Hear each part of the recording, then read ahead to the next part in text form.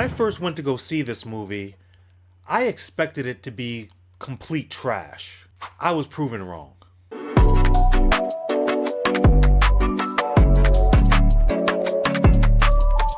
Coming back from college, Jaime Reyes needs to deal with family down on their luck and wants to help any way he can.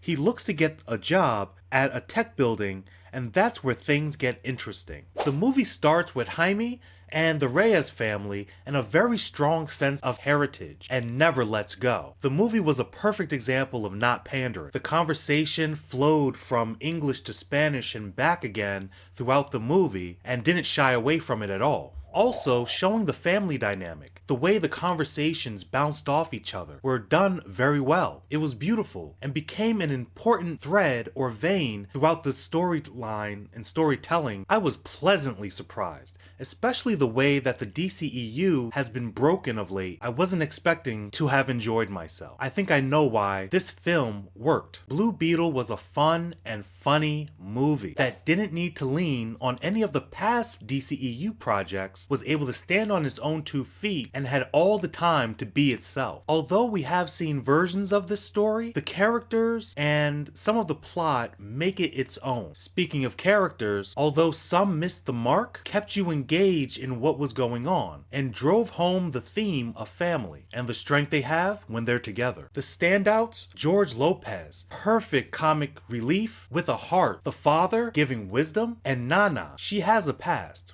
and you won't like her when she's angry. And of course, Xolo Maridueña, who was able to lead in this role. I was so happy that he got this role because I loved him in Cobra Kai. He deserves this leading role. I was a little bit let down by Susan Sarandon. As a villain, I felt like she was one-dimensional, and at times, I had to ask myself, is she phoning this in? Another shock? Harvey Gillian's appearance. I had no idea he was going to be in this film. Love him in What We Do in the Shadows, and it was very good to see him on screen. The style and effects were great and looked good, 100 times better than you know what.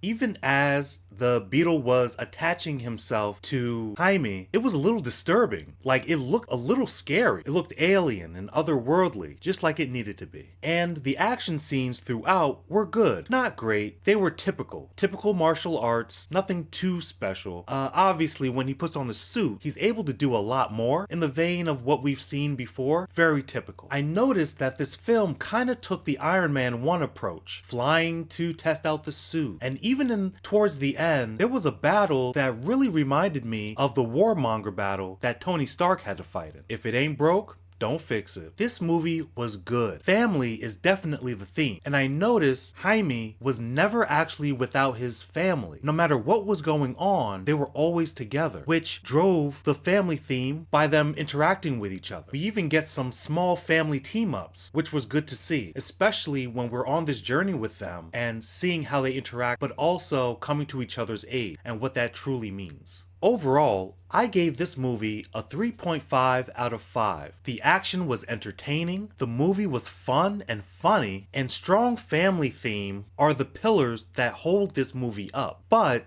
a lackluster villain and a semi-generic story is what makes this film kind of middle of the road. Nothing too special. But I am glad that it was one of the better DCEU movies. As always, I have other videos that you can check out. And if you're new, don't hesitate to subscribe so you can join the conversation and not miss any new content that I'm throwing out. Leave a comment down below what you thought of the film and let's start a conversation. I look forward to seeing you soon.